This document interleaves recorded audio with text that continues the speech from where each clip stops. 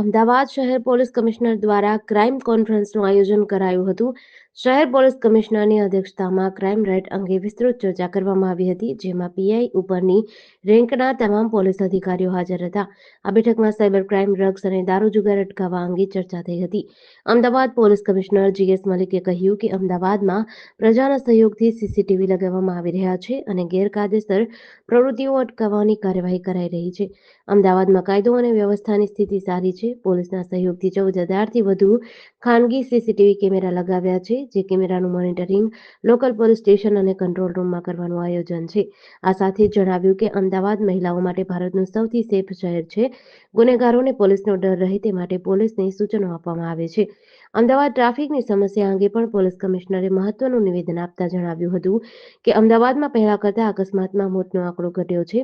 2023-24માં અકસ્માતમાં જેટલા મોત થયા તેના કરતાં આ વર્ષે આ આંકડામાં મોટો ઘટાડો થયો છે.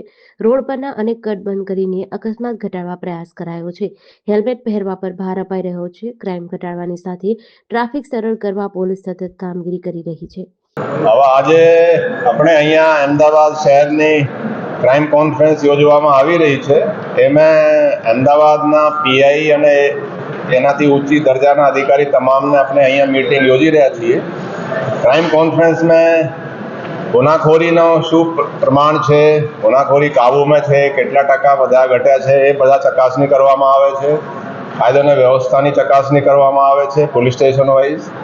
અને હાલમાં બીજા જે મુદ્દાઓ છે, દાખલા તરીકે સીસીટીવી જે આપણે લગાડી રહ્યા છીએ અને જે પોલીસ પબ્લિકના સહયોગથી એની પણ આપણે એની સમીક્ષા કરવામાં આવી રહી છે.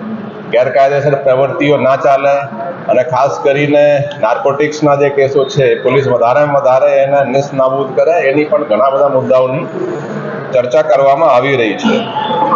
અમુક ચીજો હું આપણે બતાવવા માંગુ છું કે અમદાવાદમાં કાયદો અને વ્યવસ્થાની સ્થિતિ ખૂબ જ સારી છે. કોમ્યુનલના ઇન્સિડન્ટ્સ જોઈએ એ પણ મેં બહુ આપણે પોલીસ ઇફેક્ટિવલી કામ કરે છે અને નિષ્પક્ષતાથી કામ કરી રહી છે. આ સિવાય એક પ્રોજેક્ટ આપણે હમણાં ચર્ચા કરીને હાથમાં લઈ રહ્યા છીએ. પોલીસના સહયોગથી, પોલીસના મોટિવેશનથી જે પ્રાઇવેટ લોકો છે સોસાયટીઓમાં, દુકાનોમાં સીસીટીવી ખાસા લગાવી રહ્યા છે. એમાં લગભગ પોલીસના ઇનિશિયેટિવથી 14,000થી ઉપર સીસીટીવી અમદાવાદ શહેરમાં પ્રાઇવેટ લોકોએ લગાડ્યા છે.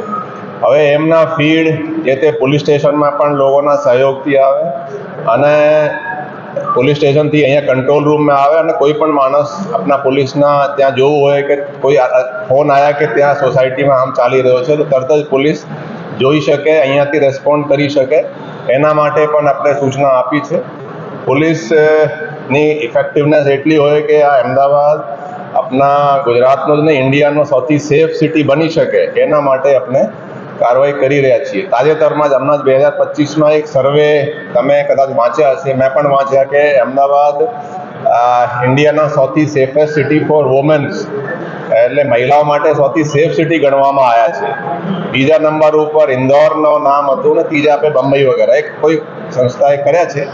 તો આપણે પણ એવી અપેક્ષા છે કે ઓર વધારે અહીંયા પોલીસ ઇફેક્ટિવલી કામ કરે અને એ કહી શકીએ કે સૌથી સેફ સિટી તરીકે અહીંયા એ ગણવામાં આવે. એ રીતે આપણે કામ કરી રહ્યા છીએ.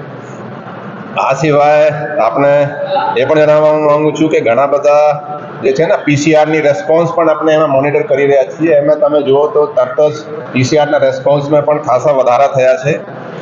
અને લોકોની જે રજૂઆતો છે અમે હંમેશા એફર્ટ્સ કરીએ કે આપણા પીપલ ઓરિએન્ટેડ પોલીસિંગ હોવું જોઈએ. એટલે અરજદારોની પોલીસ રજૂઆત સાંભળે અને ન્યાયિક કાર્યવાહી કરે એ રીતેના આપણે કડક સૂચના આપી રહ્યા છીએ. ગુનેગારોને પણ પોલીસનો ડર રહે એની પણ આપણે તમામને કડક સૂચના આપી છે કે ભાઈ ગુનેગારો બીવે અને સામાન્ય નાગરિક સેફ ફીલ કરે એને કોઈ રજૂઆત હોય તો આ રીતેની આપણે અત્યારે ચર્ચા કરવામાં આવી રહી છે. ઠીક છે.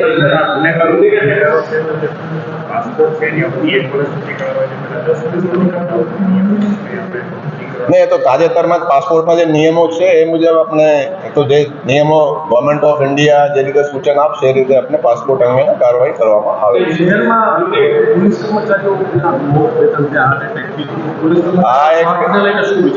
આ અંગે એ સૂચના છે કે દર 2 વર્ષે મેડિકલ 40 વર્ષથી જે ઉપર હોય છે એનો મેડિકલનો આપણે નિયમ છે. એના પણ તબક્કે વાઇઝ અમુકના થયા છે અને મેડિકલ એ કન્ટિન્યુઅસ પ્રોસેસ છે, એ ચાલે છે. હાલમાં એક ઇસ્યુ હમણાં ધ્યાને આવ્યો કે પરેડ વખતે પણ લોકો ક્યારેક ઇન્સિડન્સ થાય. એક ટ્રેન્ડ નવો જોવા મળ્યો છે. આપણે જ્યારે ટ્રેનિંગમાં હતા ત્યારે આપણા ઉસ્તાદે બતાવતા હતા કે ત્યારે તમે પરેડમાં આવો તો કંઈ ખાઈને આવવાનું, ચાય, બિસ્કિટ કે કેળા, કેમ કે સવારે તમે ફાસ્ટિંગ બ્લડ શુગર જે છે એ લો હોય છે, એટલે 70 થી 100ની જે તમે સાંભળ્યા હશે, રેન્ડમ બ્લડ શુગર હાઈ હોય છે. તમે સવારે ભૂખા પેટ આવો અને પછી પરેડમાં દોડવા લાગો તો તમને ઓર એનર્જી જોઈએ. એટલે મેં હમણાં ચેક કર્યા બંને જગ્યાએ, આપણે અહીંયા શાહીબાગ હેડક્વાર્ટર અને ગોમતીપુરમાં, તો મોર દેન 50% ભૂખા પેટ આવે છે. મેં કીધું કે ભાઈ આ તમે શા માટે? કેમ કે બોલે સાહેબ વજન ઓછું થાય. આ રીતેના પણ પરેડ વખતે મેં સૂચના આપી છે કે તમામ થોડું બહુ ચાહે બિસ્કિટ ખાઓ કે કેળા ખાઓ કે જે હોય ને ભૂખે પેટ પરેડ માટે આવવું જોઈએ નહીં. એ પણ એક કારણ છે. અને અમુકના તમે જુઓ તો આજકાલ ફિઝિકલ એક્ટિવિટીઝ પણ પોલીસવાળા ઓછા કરે છે, મોબાઈલમાં લાગી જાય, સોશિયલ મીડિયામાં, એટલે એ લોકોનો ફિટનેસ લેવલ જુઓ તો જનરેશન વાઇઝ કહીએ કે થોડું નબળો જ ગણાય.